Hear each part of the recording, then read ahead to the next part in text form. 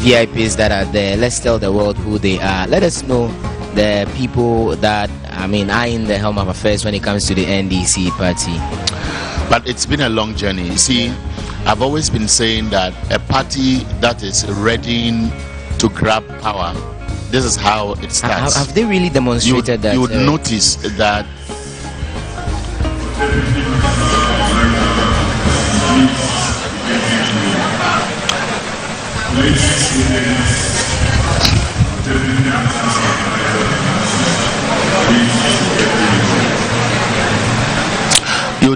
that delegates are generally satisfied with the outcome of the results. It reflected when we monitored the elections in Cape Coast, and eventually everybody walked away, and there was some piece which we know will showcase after we have left here. The biggest challenge will be for the party to rally the bitter losers. I keep saying this because a lot of things have gone under the bridge. Yeah. And I'm sure a party going into a major election, especially when an incumbent government is bent on using every means possible. You know, when those who spoke on behalf of the overseas branch of the NDC spoke, Walanyo Chekpo has grabbed a beautiful woman, and it's all smiles. I know he was campaigning vigorously on several platforms for Chairman General. Okay. And I'm not sure he's one of those who would claim the credit for a good fight. So, I don't know if he was the one we saw. There are lots of people who are taking the glory. Okay, yeah. People are watching you all over the world on Ways of TV and TVXYZ. Too sure. And so you can wave them as the cameras go around. At this stage, there is very little to share. I'm looking out for one man. Which man? Edem Agbana. Edem Agbana is somewhere around the corner. I'm sure the cameras will be looking for him. Yeah. But I was making a point. When the overseas branch of the NDC spoke at this event, they gave some assurance that they are closely monitoring the EC and the NIA. Don't forget that the NIA some few months ago said they were preparing to pilot the registration of Ghanaians outside the country. And so the overseas branch is saying that they suspect they may want to smuggle through Europa. Yeah. And so many people are asking, if a lot of Ghanaians back home don't have the necessary documentation that EC wants to rely on, why go all the way to the overseas countries? And which of the countries are you going to select when there are countries next door? I'm talking about Cote d'Ivoire, Burkina Faso, Togo, Benin, Nigeria. So there are lots more Ghanaians in some of these West African countries even than outside. So what will be the motivation to choose there first and come here? So Ras Mubarak is there. I can see Hanabisu at the extreme end. Yeah, the very beautiful Hanabisu. I can see Joyce Bawa Muktari, Auntie Joyce. And then of course with the smile. Yes. Antiana, smile. I want to see you smile. Auntie Louisa. She will smile. Yeah. She's looking at the camera. She wants to check the camera. Infectious. Whether she likes it or not, she will smile. That's indeed the women's organizer for you. Of course, of the NDC. And at the extreme end, she was elated last week around this time. Yes. Very happy. I saw Sofo Asoka. Yeah. Also, when I spoke with Asoka, he told me that look, he says he hasn't won. Yes, and then he said he's not celebrating. If you win, don't laugh. No, don't laugh. And if you lose, don't cry. And I said that message is loaded, and people will reflect on it, and I'm sure the leadership. That's Elikem who also won. And interestingly about Elikem, congratulations. I'm sure a lot of people are watching. He went. Elikem has actually worked for this, even when he wasn't closer to power. I remember in Cape Coast, I was asking whether that broken hand was not Tukwe. You know Tukwe? Yeah, and he said it was a minor accident, which he didn't take seriously. Here. Oh, but you're sending a signal to Tukwe. My sister Tukwe. You're sending a signal. How do you call it? Tukwe. Tukwe. What? Tukwe is Okay, Tukwe. Edem Agbana has been found. Okay, finally. But why has he changed the shirt? I mean, he wore white earlier. He's not a happy Is man. that I'm sure his direction? candidate didn't win. Oh, no. I know. Oh, his candidate actually won. I saw Basitali also sitting by Mali. Edem Agbana. Okay, so, I mean... but you see, the core mandate of this new executives is one, to try as much as possible to reclaim power from the NPP in 2024. When you speak to the ordinary Ghanaian, they tell you that the option left now is the NDC. Forget the fact that you have the NDC supporters, sympathizers, party members, whatever. But the layman on the street, with the current hardship we are going through, they feel the NDC is the alternative. And Eric, the fact also remains that the NDC can't afford to disappoint the masses. Now they have elected new executives. How will they try as much as possible to mobilize themselves and get the increment in terms of votes in 2024?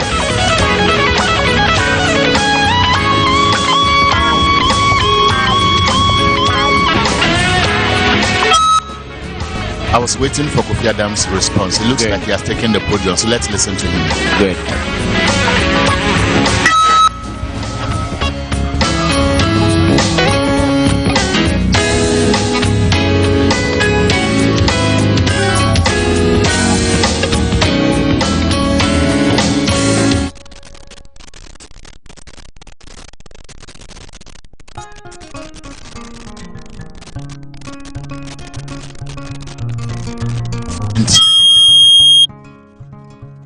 No, the swearing in will take place after the announcement. Yeah. I suspect there may be a brief statement by the former president just to thank all of them to close the conference. Otherwise, it may come from, of course, the national chairman-elect would also make a brief statement on behalf of all the candidates who won today. It's 5:12. Okay. Time. The clock is ticking to 6. I mean, time for the people who have to go to church. We have to go to church as well. Yeah. And I want to believe the party will continue after everything is done. You asked a question about preparedness, grassroots activism, mobilization of electorates for the 2024 election. What I see is an energized party. What perhaps they have to do is to keep on with the momentum from today. If they allow this momentum to water down, it perhaps may take away some energies. And I see Johnson Asiedu Nketiah as somebody who should be able to lead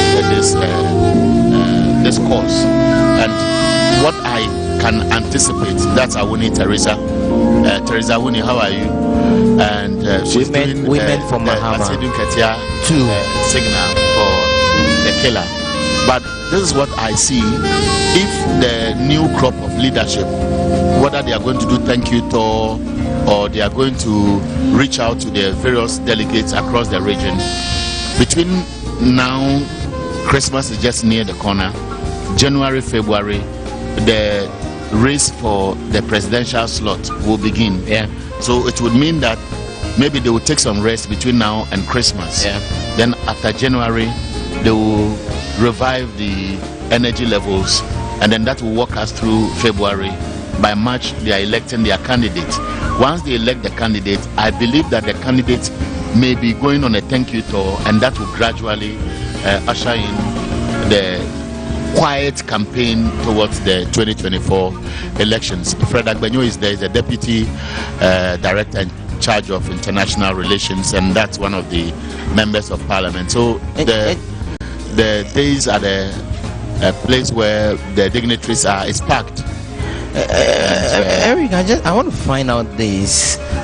You have seen a lot of these elections. I mean, I keep asking this question most of the times when I engage the MPs and what have you, whether President Mahama is a presumptive candidate of the NDC going into the 2024 elections. And most of them, I mean, majority of them tell me yes. Now the question is, why then will the party waste money again or raise money to organize another election just to choose a flag bearer, when indeed maybe at the end of the day the majority vote might go to him? I believe you are not a Democrat. And you are one of those who would want to abuse systems. Oh, you think so? These are genuine concerns. Somebody, don't you think the writings will be so clear on the wall? Spoken to we call them smaller parties, but the GCPPs and all those small parties you can think of. Anytime you speak to any of the candidates, they are very optimistic, and they end up. I sincerely believe that many of those who are lacing their boots, whether eventually they will declare or they are just testing the waters or they have their own intentions, are only trying to make a statement. Maybe not for now, maybe for future, or they want to remain relevant. Otherwise, they want the party to see them as still very important. Don't forget that all those who contested the 2018-2019 presidential slot for the NDC, they will remain as former flag bearer aspirants, and that is a title, and they will live with it. That respect, that recognition will be given to them for who they are and the attempt they made, and I believe the party places value on them. And so I wouldn't be surprised, and I don't think I was in 2020, that many of them played different roles in their own capacity to support the party. And so because it is democracy and everybody must be given an equal opportunity, it is just fair that they do what they want to do. But somebody whispered into my ears that if those people had decided to keep the monies they are using for all the banners and all the things they want to do, put it together because it is agreeable that there's a presumptive candidate, and put those resources in a basket for the party, not the presumptive candidate per se, but the party machinery to operate. It will oil the engine of the party towards one aim, and not to spend it at this level. Let's listen to Kofi Adams.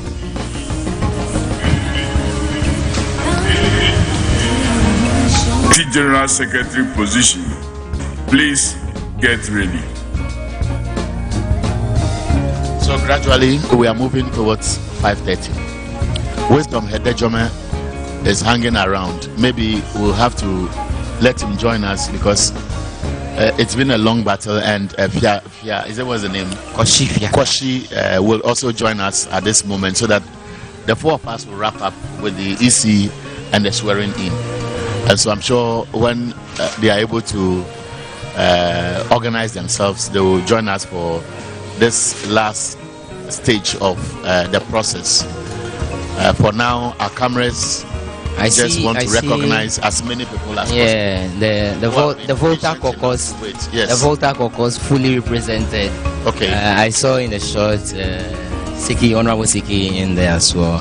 One fantastic young man trying to pull strings in the vote. You, how old are you? And you are saying, somebody is fantastic young man. You, how old are you? Should I tell you?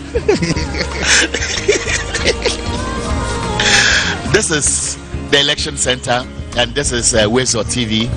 Of course, this is also TV XYZ. We do this together whenever it comes to some of these election-related activities.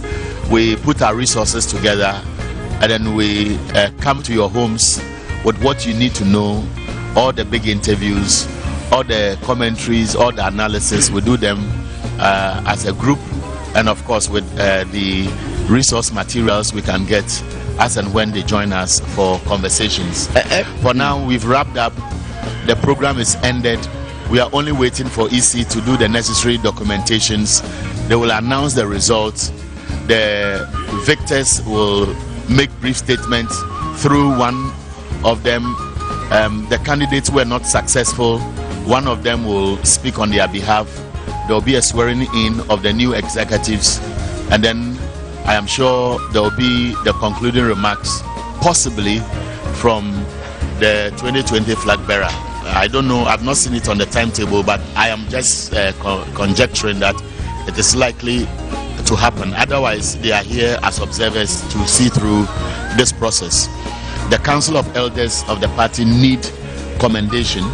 From the start till the end, they have been checkmating the candidates. They've made sure that they have been timeous in the statements they release, cautioning candidates, cautioning delegates.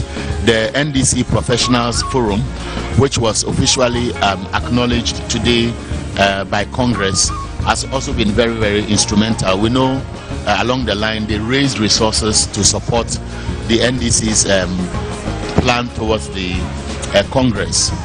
They have been very, very supportive. I know very well that Sampila Iyale spoke to a number of media houses and also condemned what nearly marred the beauty of this long haul, from branch elections to constituency elections to regional elections. Then we went to the youth and women's elections, and of course we are climaxing this today. So we want to say congratulations to the leadership of the party for steering the affairs up to this stage. Wisdom Hedejome has joined us, the three of us, and we are waiting for the last killer, who is what's the name? Koshi Fiaka. Koshi Fiaka will join us shortly, so that we can do this together.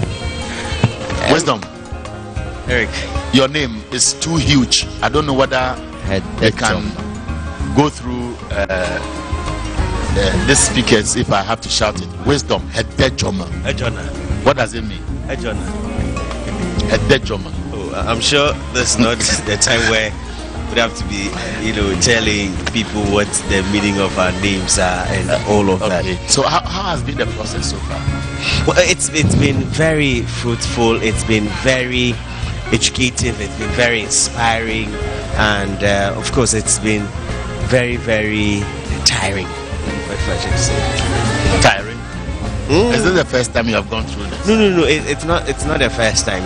I'm saying so because if you look at the processes leading up to this election, from the time the first ballot was cast, we're expecting that by now here. Seriously, so the expectation that we had prior to this process, everybody thought that by 2 a.m. we should be out of here, but then it's past 5. It's true. I see this as an anti-climax. The reason is this. I'm sure the EC knew the list of the candidates, and so they could have entered data on all these things so that the last part would be the figures, i.e. the results, to maybe make this process a bit faster. I don't understand the system they are operating, but I believe that the EC itself should be learning lessons from what we are witnessing. People go for about 8-9 key positions. Some of them you have 3, 4, 5 candidates contesting, and if it would take 2 hours plus for them to finalize the documentation process, I think it takes away the beauty of what would have seen the realization of those who were winning, which will almost immediately coincide with the EC's announcement, and then those who will be happy will be living here, and then the EC can then continue the rest. But I don't know what really is creating this long delay. Maybe Dr. Srebo Kweku may be educating us on it, because over 2 hours of waiting just for documents to be filled, for announcements to be made, for me it's too much. Like you're saying, it's a very long wait, especially when voting itself didn't take such a long time to have the over 8,000, close to 9,000 delegates to cast their ballot. One would have expected that within a space of, say, 2-3 hours, the collation should have been done, so that everybody knows their smoothness level, as people would have said, because especially where the EC would know that rejected ballots, say 20 from polling station A, B, C, D, because we had 17 of the polling station, and so if 17 and the EC was just waiting to collect all the results from this 17 polling stations, it could have been very easier done, because they know the percentages of win, the percentages of loss, and then the percentages of the neutralities, because if maybe candidate A won by 5,000 voters against candidate B won by 4,000 votes, then you can strike the balance, and then you find your differences, and then we are out. But as it is happening, like you're saying, we do not know the kind of system that the EC is using in collating all of these results, and so one cannot, sit back and just throw blames at the EC that you delaying the process. No, we are not really blaming them, but we feel that this system that has kept us waiting for close to 2.5 hours. You blaming, but then must be reviewed. It's a general consensus out there. When you go to the stands and then you engage people, they are like, oh, but the EC elections have been done long ago. So what is taking the EC such a long time to bring out these? Let me play a devil's advocate. I think that in politics there's something we call mischief. Mischief, i.e., somebody knows clearly that he has won, he has lost, yet because these documentation processes have not been completed, that person can go to court to trigger something, and it will create a whole lot of problem back and forth here and there. And so let's allow them to finish. The day is bright already. Very soon, it's a new day already. Very soon you'll see the sun.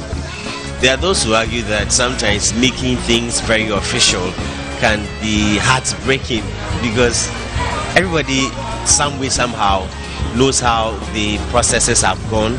Earlier when we were having conversations as to what the chanting and then the shouting meant, if there was anything to go by, people had already been concluded before the elections. When the candidates were being introduced, you hear the chanting and the responses, what it meant to the yes, delegates. But that one really is not an issue. No. I would rather think, looking at what we are witnessing now, we know it's a process they have to go through, so there's no pressure on them. Everybody's waiting patiently, but we're only expressing our opinions on how to address some of these delays going forward. I'm just imagining if one day a political party will say, because of our numbers, which are not too huge, and we know ourselves, they may want to introduce their own form of electronic voting, because sometimes in the Western countries they vote in less than 24 hours. They know who has won, and sometimes the losers throw in the towel and the announcement almost follows. But in our part of the world, we'll do paperwork plenty, then after that we go and dump the paper or the documents in one small room for a certain number of weeks or months and burn them. It's because we haven't gotten to that level yet.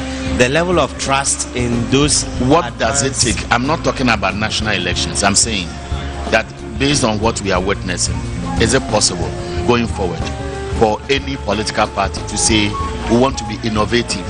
We know our numbers, the figures are not too huge.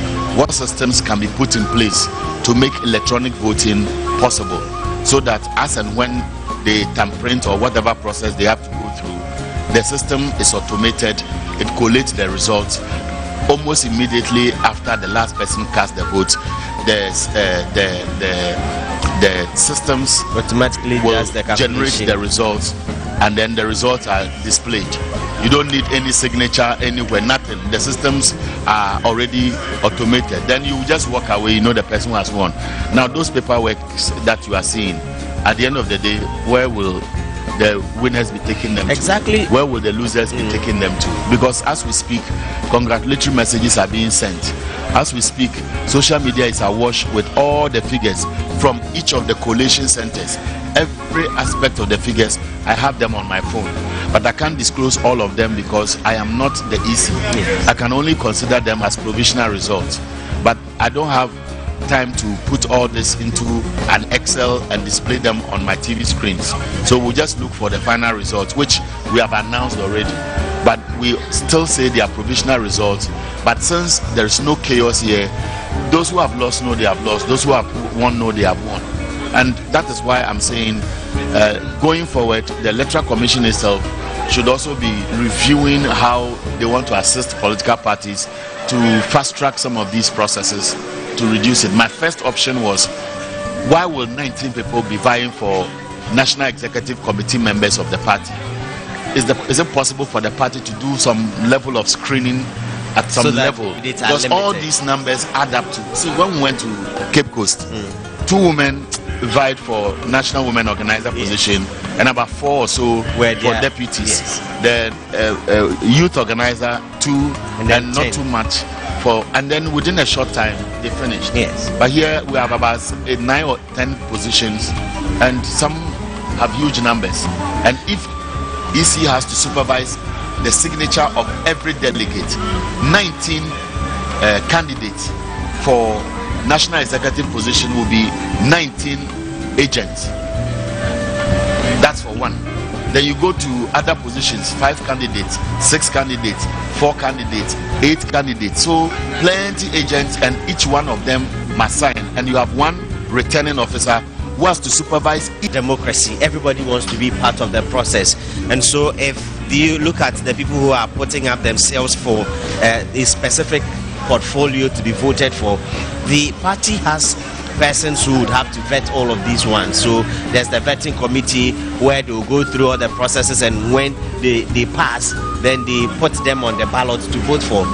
If you say that we are going to limit them, then it means that you are trying some way somehow to enfranchise some of these I understand persons. I understand where you are coming from, but what I said was the party can generate a system where you have, let's say, 20 people, and they want to use their own systems to reduce the numbers before we get to this stage. I'm only asking if it is possible.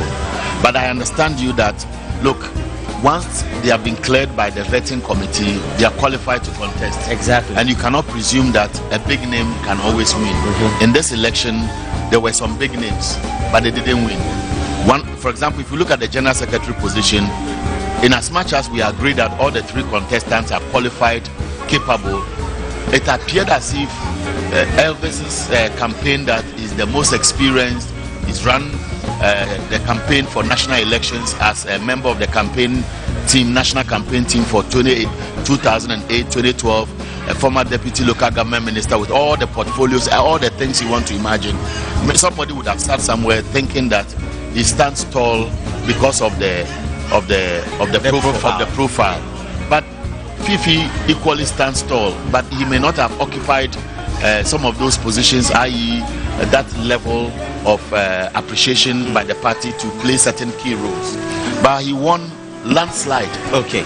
So what happens? So it's not always the big names that may come with the results as you assume. Sometimes the big names play a critical role, but then again, you look at the situation you find yourself in as a political party, and then the kinds of persons who you think are better placed to get you the result you are looking for.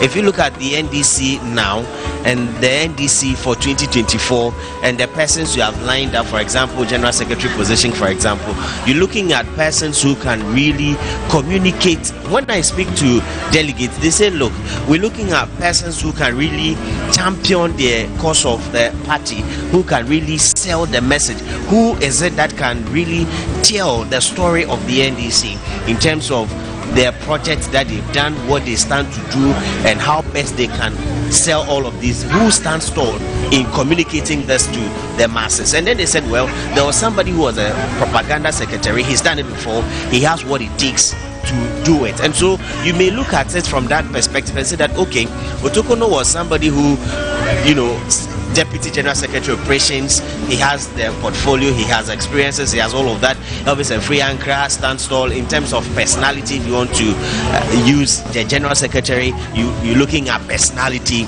Elvis had it and all of that. But then the delegates told me they are looking for somebody who can sell their message, communicate it, so that the masses everywhere can look at the NDC. Okay, this is a party that is now become very attractive and everybody must come on board. And so this is why the big names today didn't really play, didn't do the magic.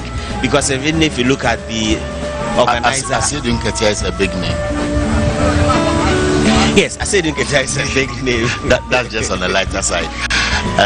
And then there was an issue about the internal elections where people can use the electronic voting. I was going to say that we haven't developed the trust for ourselves to that level yet, because before you can say you are going to use the internal system where you're going to have electronic voting, what it will mean is that Eric can stay at home and then go onto your phones or go to the polling station and then just key your details and then you vote for your candidate.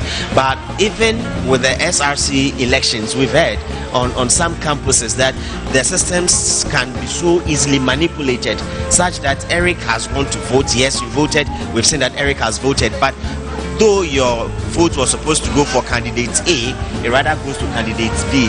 At the end of the day, a lot of people chanted. So, and then what you are saying is that the systems may not be robust enough. Because and then again, we have not built that trust for us to be using electronic system. I disagree. Look, technology can be transferred, isn't it? Yes. And just like we wanted to use biometric systems, and EC felt that it may be the appropriate way to go. Mm-hmm. We got that technology transferred to us, so we bought it. People were trained, mm-hmm. and political parties were helped to appreciate how the system works. And so they could use their own means to monitor how the system is supposed to function. I remember the first time that we had to do voting through that same method where they collect the data. The political parties spend time to walk through the system. What we are saying is that the nation is gravitating towards the use of technology to improve what we do as a way of life. So if the nation is considering tapping into the opportunities that come with technology, what I think can be done is to experiment some of these on pilot basis. And so that's where I was coming from. But I may be thinking aloud. I believe there are arguing over the possibility of electronic voting at the political party level to fast-track coalitions. I mean, things are turning around. We are moving forward. So we should be able to get to that era where technology should be able to take part in politics of every political party, not just limited to the NDC. I think to a large extent it will fast-track the entire process. If we had done all of that, I think we should have been done way ahead of time. So to me, it's really a beautiful thing when this is really introduced. But you see, it needs to be mastered so that at the end of the day, it doesn't create any troubles, any problems at the end of. I mean, at the end of its use. It needs to start from somewhere. Problem? No, you know the challenge. When you say, you know the challenges of technology. Let me put it this way. When you are always hesitant to take bold decisions, sometimes it delays how you want to get certain goals.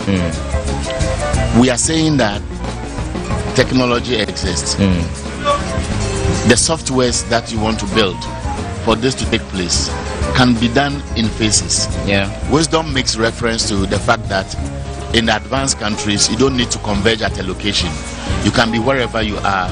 Your database is well processed, so that once you key in, that database recognizes you and will not duplicate whatever you do. The political parties are small, and so the database of a political party's register is limited to its members who are well known. So can you imagine how differently it will look like if we came here and all those 9,000 people who voted, there was a system there where it can be tracked real time.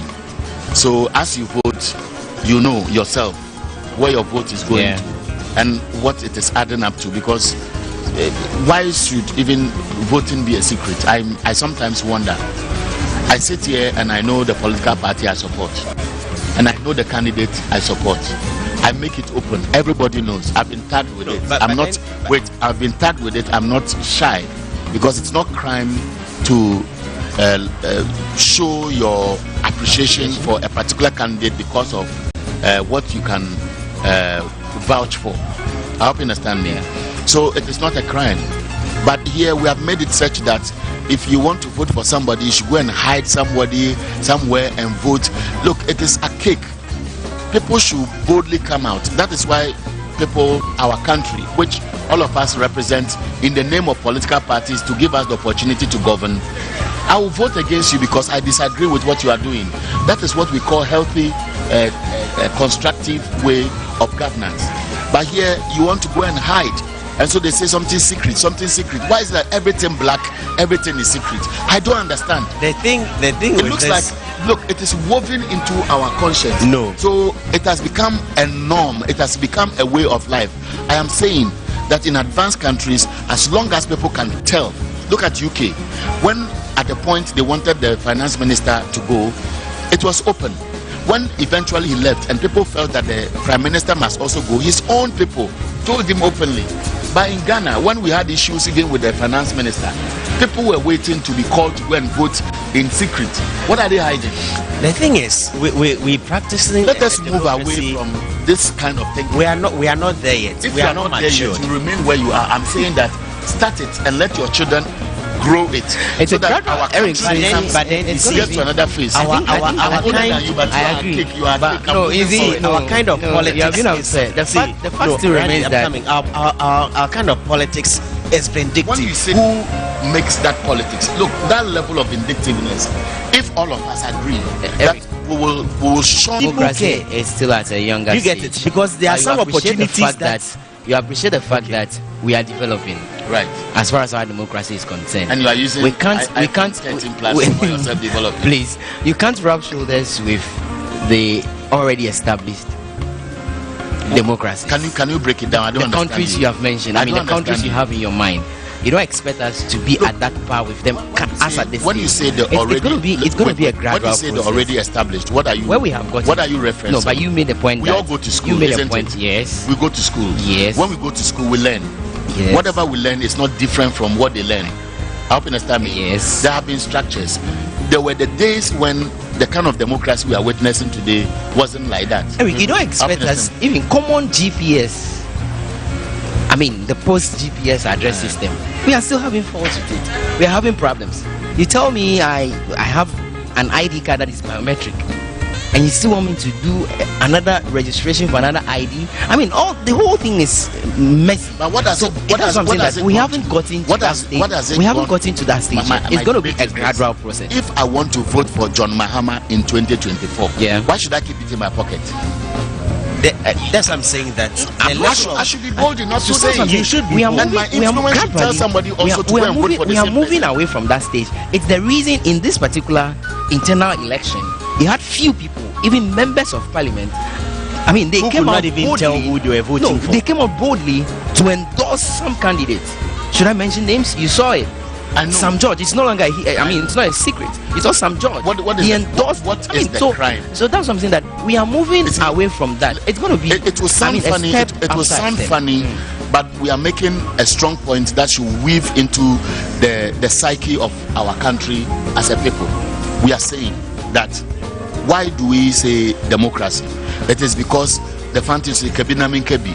So it means it is supposed to be a free for all. Okay, so you are supposed to go and convince somebody. Will you go and hide in the person's bedroom and convince the person? You man platforms, you speak to people publicly.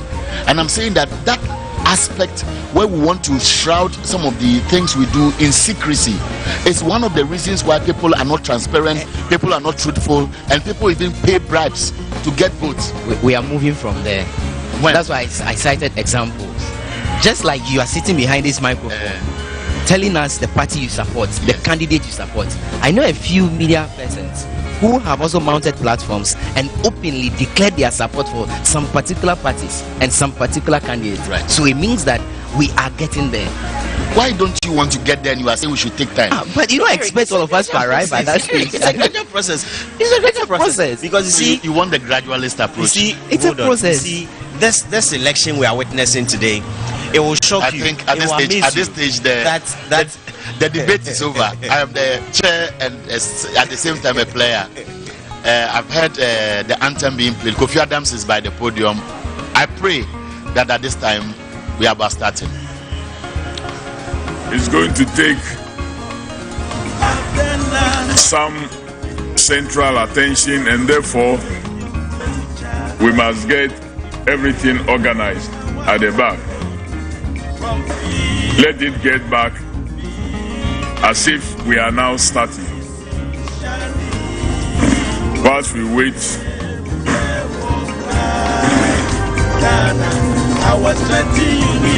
for declaration, those sitting in front also, it is time for you to get off that place.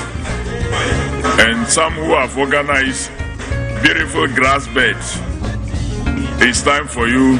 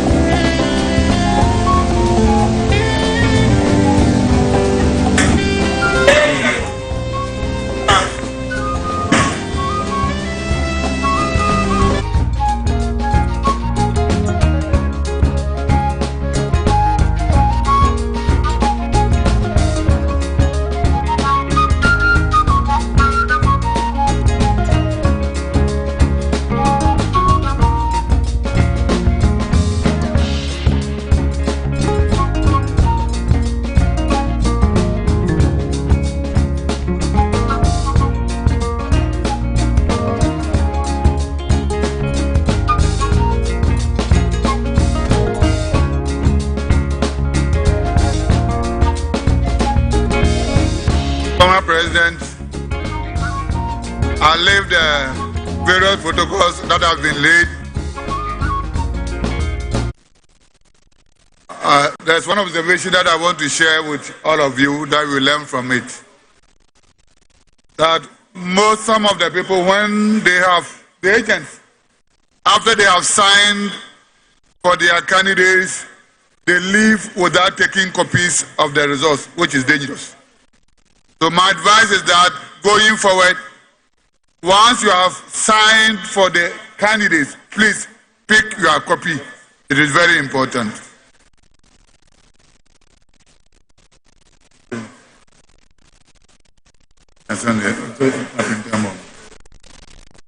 Now,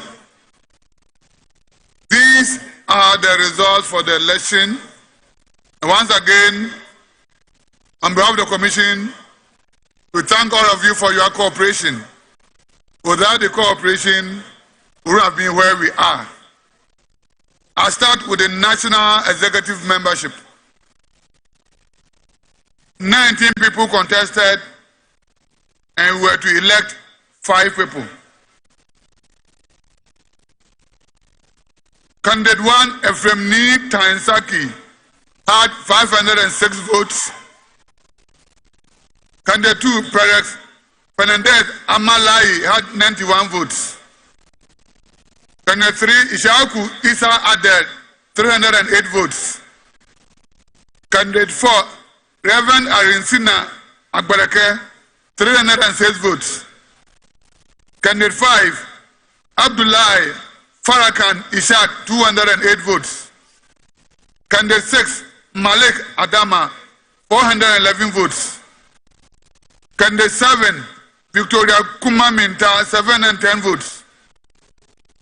Candidate 8, Emmanuel Ewonam, 137 votes. Candidate 9, Cecilia Asaga, 845 votes. Candidate 10, Ebenezer Efa Hackman, 331 votes. Candidate 11, Najawa Isa, 353 votes. Candidate 12, Stephen Lajado, 50 votes. Candidate 13, Anita Anine, 282 votes. Candidate 14, Ransford Chatman, 464 votes. Candidate 15, Thomas Ayisikuma, 358 votes. Candidate 16, Wanda Victor Kuto, 1,596 votes. Candidate 17, Mohammed Mahmoud, 342 votes. Candidate 18, Arabatego, 1,017 votes. Candidate 19, Famous Kwesi Kwaduka, 179 votes. Total valid vote cast, 8,494. Rejected ballot, 55. Total vote cast, 8,549. I therefore declare, in order of the number of votes, Wanda Victor had the highest, followed by Albertego, then Cecilia Asaga, followed by Victoria Kumamenta, and the fifth one is Ephraim Tansaki. So these 5 people who have been elected.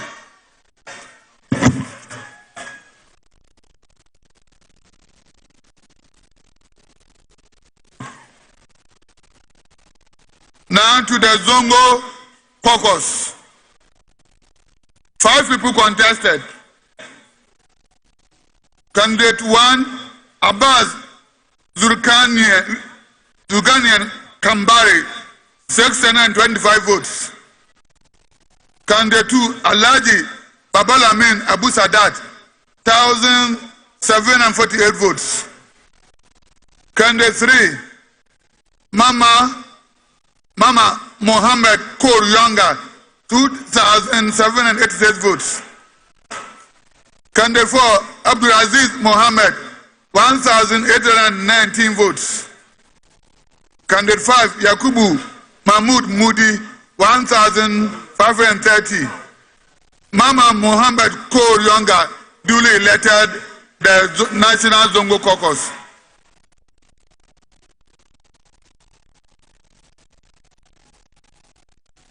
Deputy Communication Officer.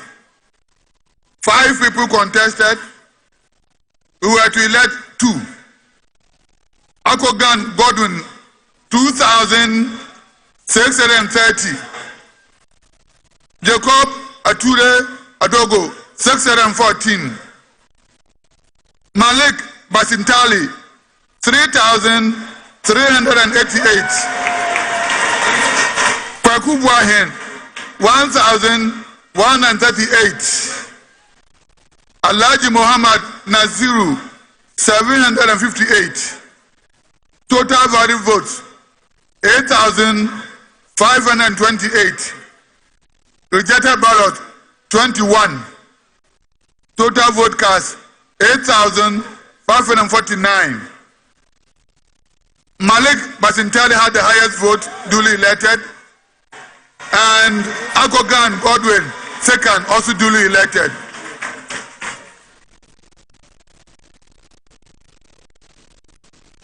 Deputy Communication.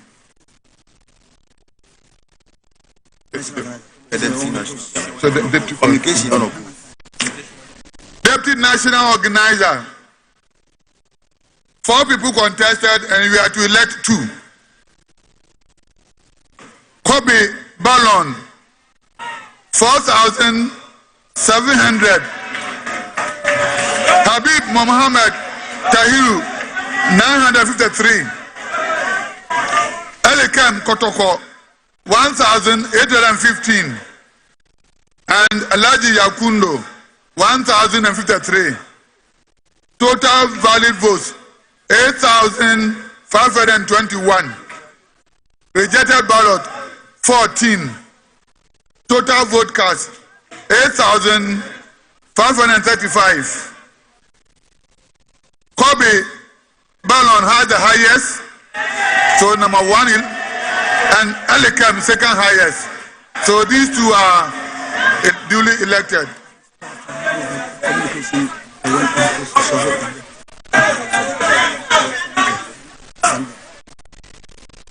I also want to say that for the communication officer position, only one person filed. So I do declare Sami Jamfi duly elected communication officer. The national organizer position, 7 people contested and we are to elect 1.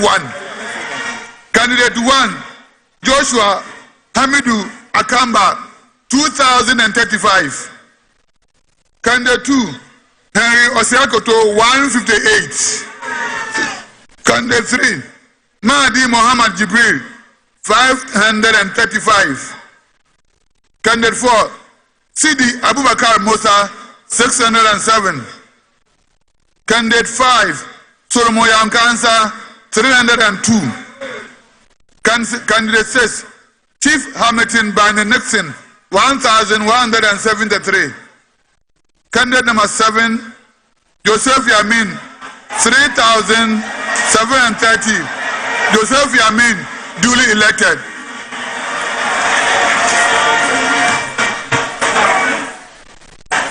For the Deputy General Secretary position,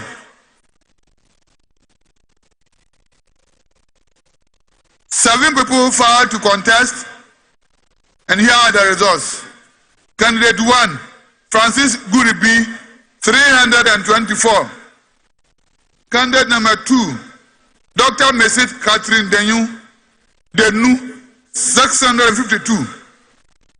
Candidate 3, Barbara Sawa Asamoah, 3,834. Candidate 4, Grand Foyo Mustafa, 1,861. Candidate 5, Kwame Zu, 1,117. 1,717. Candidate 6, Brady Paul Opata, 62. Candidate 7, Evans Amu, 83. Total valid votes, 8,533. Total rejected, 20. Total vote cast, 8,553. 2 people were to be elected as Deputy General Secretaries. Barbara Sewa Asamoah had highest, followed by Grand Foyo Mustafa, second highest. So these 2 have been elected. For the General Secretary position, 3 people contested. Candidate number 1, Elvis Efiankra, 1,408. Candidate number 2, Fifi Fiavikwete, 4,543. Candidate number 3, Dr. Peter Buamo Otukono, 2,995. 2,595. Total valid votes, 8,546. Total rejected ballot, 10. Total vote cast, 8,556. So, Fifi Fiavikote duly elected General Secretary. For the Vice Chairmanship position, 8 people contested, and we are to elect 3 people. Alhaji Sharif Abdul Nasiru had 757 votes. Abanga Yakuba Alasan, 864.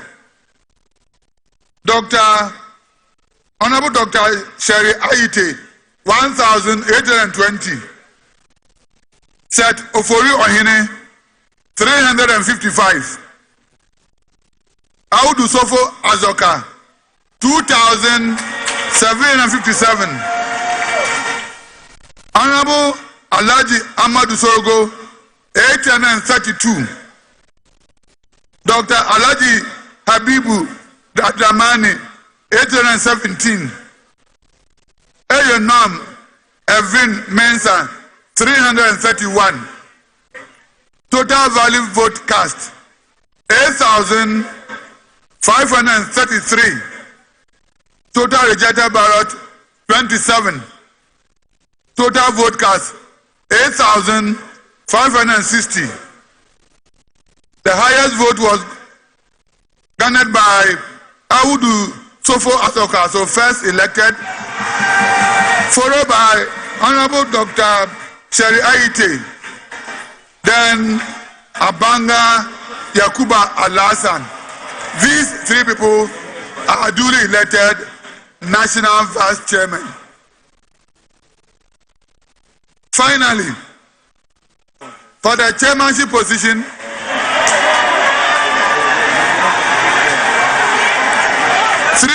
four people contested.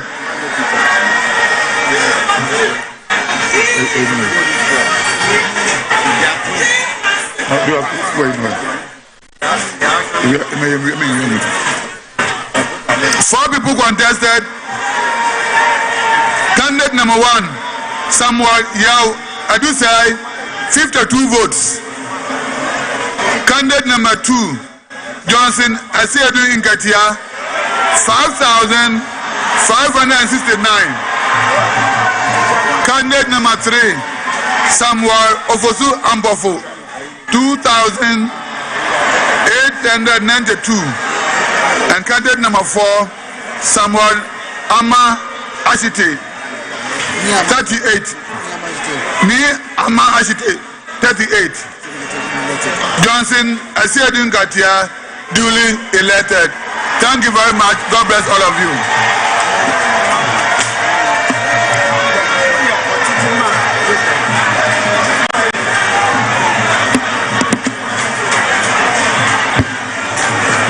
Thank you very much. Because there's no time, please.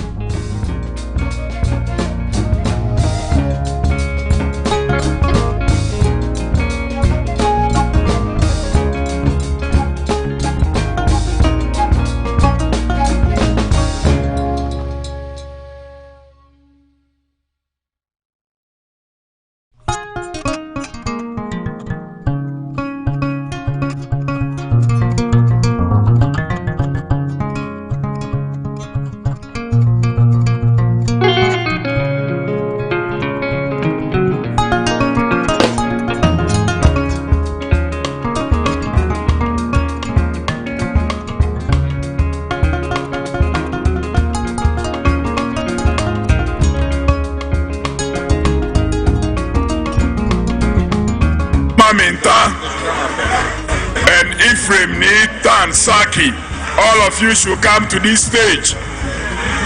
All these 5 names I've mentioned should move here. Zongo Kokos coordinator, Mama Muhammad Kul Yonga, please follow them.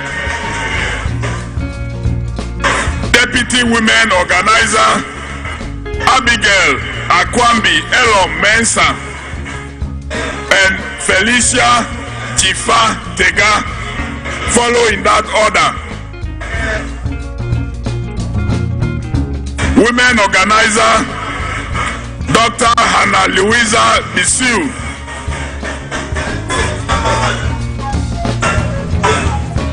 Deputy youth organizers, Osman Abdullahi Ayariga and Ruth Della Sedo.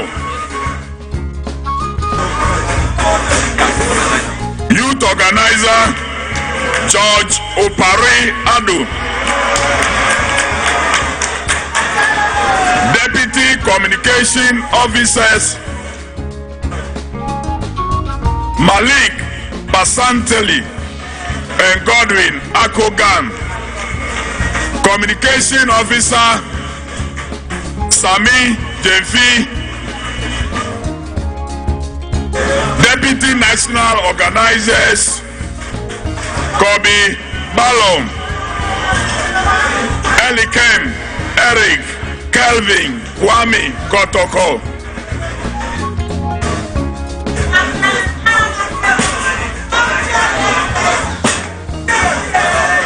National Organizer Joseph Yabin.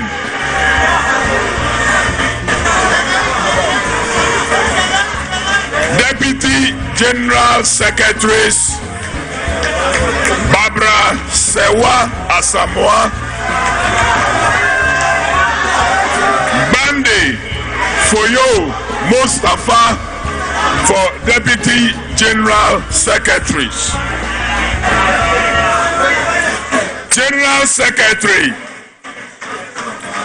Fifi Fiavi Kwete.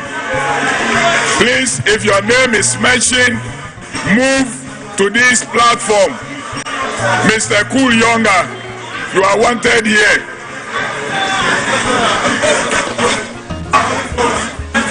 Vice Chairman Audu Sofo Azoka, Dr. Sherry Aite, Abanga Yakubu Al-Hassan. Then finally, the national chairman, Comrade Johnson Asiedu Nketiah. All of you should move to this stage. The chairman of the 10th Delegate Congress Steering Committee, Comrade Kofi Ato, will swear them in. And after that, we will take a word from the chairman of the party, and finally the program will come to a close by an address from our former president, His Excellency John Dramani Mahama. You will be given individual scripts for the oath taking, and after the oath you will fill the form, sign and submit. Thank you, Comrade Ato.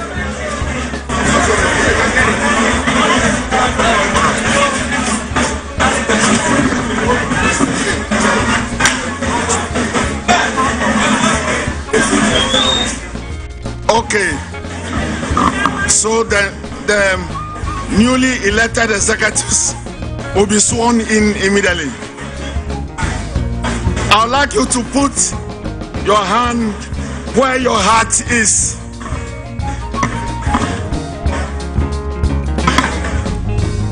Have you located your heart? So you say after me what I'm just going to say now. When I say I, you say I and mention your name, and then follow me as I go on. Shall we start? I do in the name of the Almighty God swear that I will at all times well and truly serve the National Democratic Congress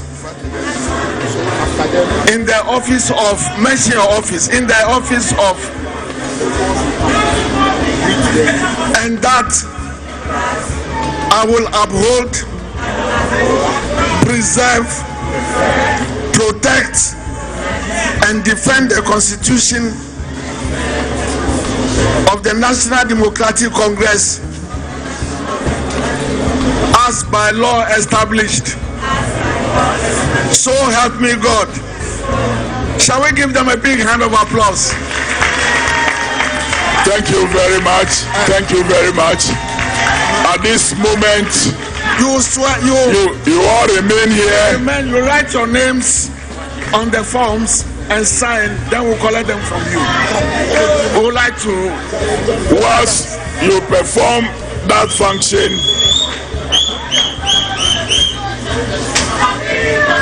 the officers the steering committee chair and will lead the officers on the high table should join us to shake hands with our newly elected officers. To shake hands with the elected officers.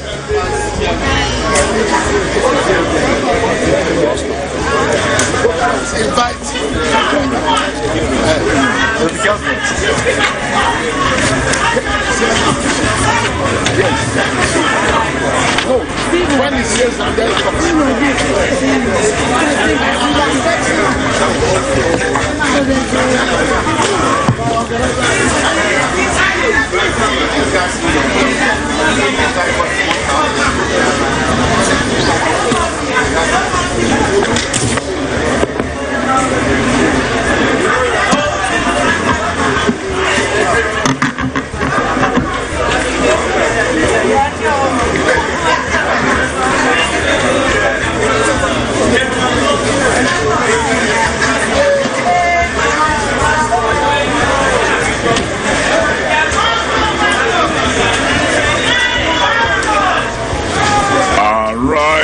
Arise for Ghana, ye patriots of the land. Can you give us an anthem whilst the handshaking goes on?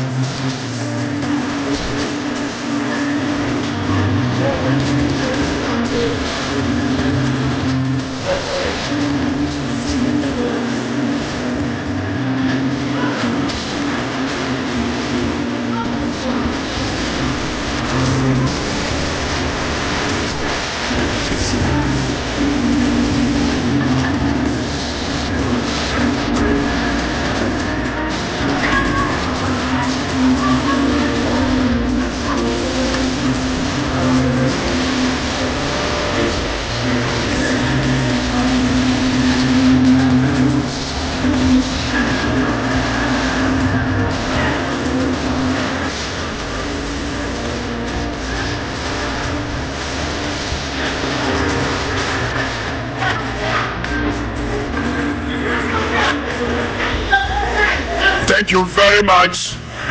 We now complete silence.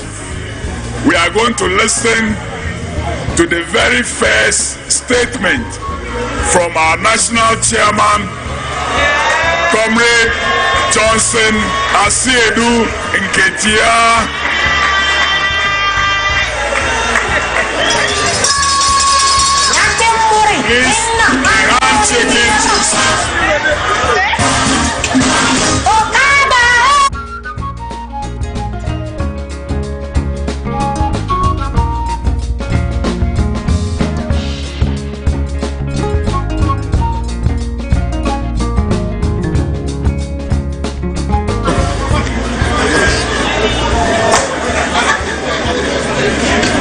Your Excellency, President John Dramani Mahama, members of the Council of Elders present, my colleagues, newly elected executives, and comrades and foot soldiers of the National Democratic Congress. On behalf of the newly elected National Executive of the National Democratic Congress, and on my own behalf, want to thank the good people of the National Democratic Congress for entrusting these leadership positions to us. It shows the confidence the party has in us. We don't take this confidence for granted. We see it as a call to duty. The nation Ghana is in crisis, and the party National Democratic Congress is at the crossroads. We are going to go into a difficult election, the first of its kind after the demise of our founder. What we need most is unity. We pledge on behalf of myself and on behalf of the newly elected executives that in the coming days, our first assignment will be to work to unite the party and bring everybody who could not be endorsed today on board, even as we march forward to defeat the elephant and set the nation on the path of progress and prosperity again. This morning, well, rather the morning of yesterday, I had the opportunity to thank the good members of this party for entrusting to me in the position of the General Secretary of the party for 17 solid years. The events that have happened today indicate that the National Democratic Congress is not done with me yet. I see this election as a call to duty. The duty is enormous. The opponent has imposed on us the duty to resist, because it's been said that wherever impunity becomes law, resistance becomes a duty.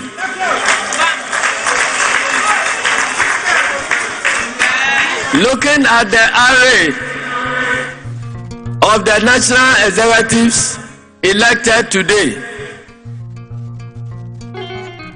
I have no doubt in my mind that the party wishes us to carry the battle to the homes of the elephant. And we will do just that. We cannot let the party down, and we cannot let our country Ghana down. The 2024 elections is not only an election for the sake of the National Democratic Congress, but more importantly, it is an election to regain the independence of this country. As our forebears sacrificed to win independence from the colonial governments, we believe that it is our time to continue the fight to win the second independence of Ghana. The path will not be smooth, but we will stand up to the challenge.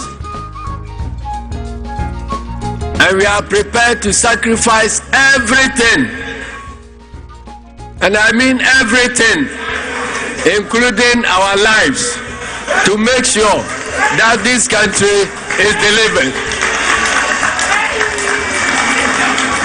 Today is not intended for long speeches. So I'd like to thank all of you.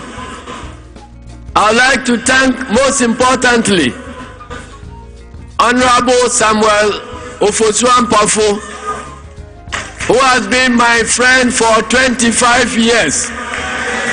I value the friendship, so I don't think we are going to sacrifice that friendship because of this contest. We invite all other candidates who could not make it to the National Executive to consider that this victory is a victory for NDC, and that their defeat is not a defeat in actual sense, but it's an indication that the party needs them to serve in other capacities.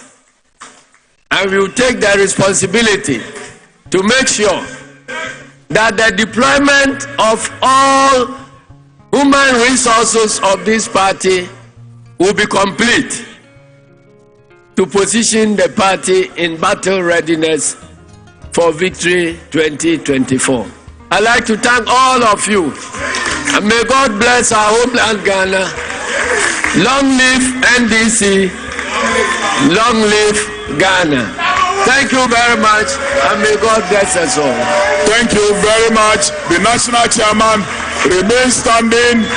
We will now take a message from our former president, His Excellency John Dramani Mahama, after a handshake.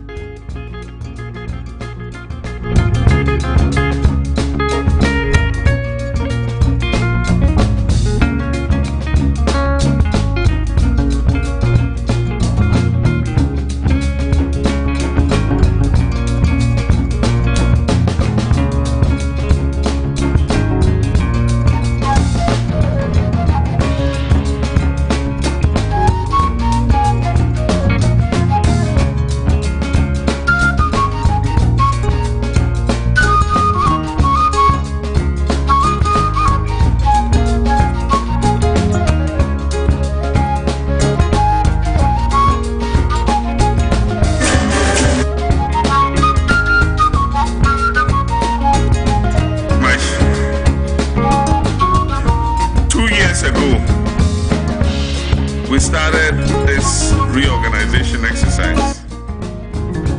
It has been a slow but thorough exercise.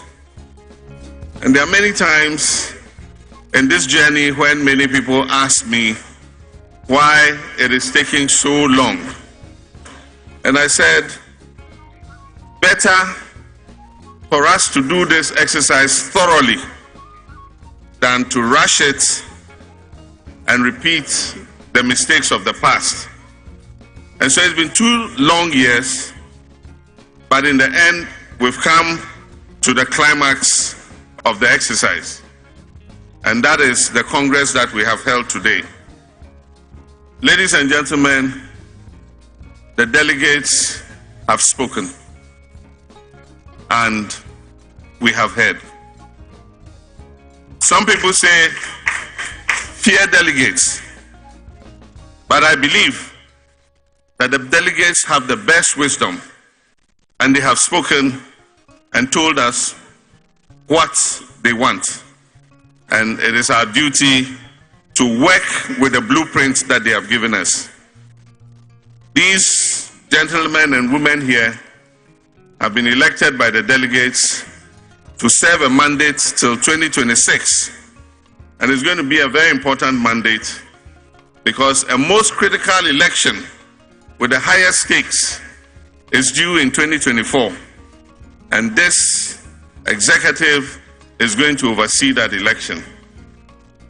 I believe that they understand the responsibility that has been thrust on their shoulders.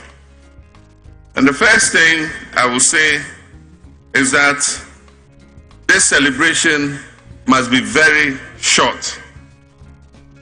We must cut the celebration short and set to work immediately. As I said, we are all the winners. For those who were elected, we must be gracious in victory. And for those who have lost, let us understand that there's a lot of room under the umbrella for everybody. And as the General Secretary said, all the party might be saying is that we want you to serve in another role.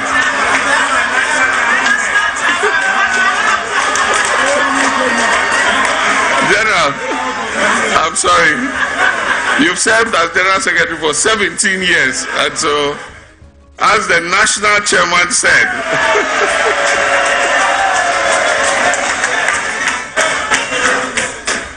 the party might just be asking them to serve in other capacities. And we're all going to work together, the Council of Elders, the National Executive Committee, the Functional Executive Committee, to make sure that all those who were not elected have a role to play in the victory of 2024. And so, to climax this, I want to thank the Congress Planning Committee, chaired by Honorable Alex Segbefia, for a very wonderful job that they have done. I want to thank the Electoral Commission, and I had the opportunity to thank Dr. Srebo Kweku personally, but to thank the Electoral Commission officials for the very, very wonderful work they've done in our elections. I want to thank the IGP and the Ghana Police Service personnel who were deployed for the great job they've done. To think that they have been on their feet since 10 a.m. yesterday is not something that everybody can do. And so all the police officers here and those who coordinated the security from the police service, I want to congratulate you and thank you very much. We're indeed very grateful to you. And finally, I want to thank the great delegates. Most of them would have arrived home by now. Others are still on the way. I want to thank them for coming and letting us know their minds and to assure them that what they have done here since yesterday and the decisions they have taken are the first step towards success in election 2024, and that by the grace of God, inshallah, NDC on January 7th, 2025 will come to rescue the people of Ghana from the current hardship, economic mismanagement, and corruption that we are currently seeing. In the meantime, we will continue to work to hold this government accountable to the people of Ghana. And so on this note, I want to thank all of you who have stayed with us since yesterday till now. And I want to thank you. May God send everybody back home safely. And inshallah, we shall meet again. Finally, I want to thank my colleagues, because I'm one of them, the gentlemen and ladies of the media, who have brought this event to millions of people across our country. Not everybody could be here in this stadium, but by virtue of the channels, TV, radio, and all the other media channels, social media, millions of people have joined us for this event. And so all of you, the media who have been with us since yesterday, I thank you very much. May Allah bless you. May God bless you. Thank you, NDC. Long live NDC. Long live the Republic of Ghana. And God bless us all. Ayezu. Ayeza. Ayezu. Hey. Hey. Hey. Thank you. Thank you.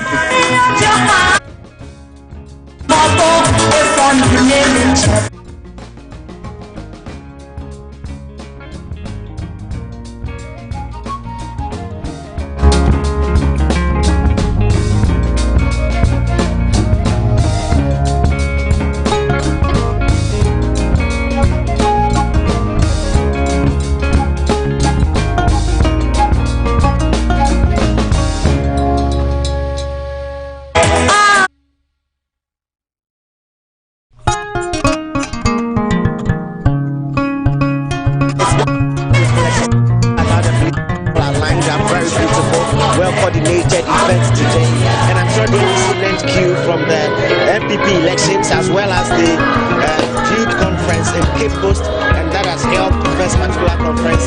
Ghana is looking up to NDC. NDC has decided, and I'm sure 2024 is going to be a battle that will be very sweet and interesting. Grateful. So maybe Kosi could also give us his concluding remarks quickly. Kosi, your concluding remarks, and we are out. I mean, it was a seamless event. I mean, at the end, the party won. I mean, it's about building very strong structures, and in building these structures, you need competent individuals, and I believe these are the best. The delegates came, they did their job, and then till 2026, these guys are going to run the affairs of the party. We just have to make sure that everybody supports them, just so the arduous task of wresting power in 2024 will be achieved one day.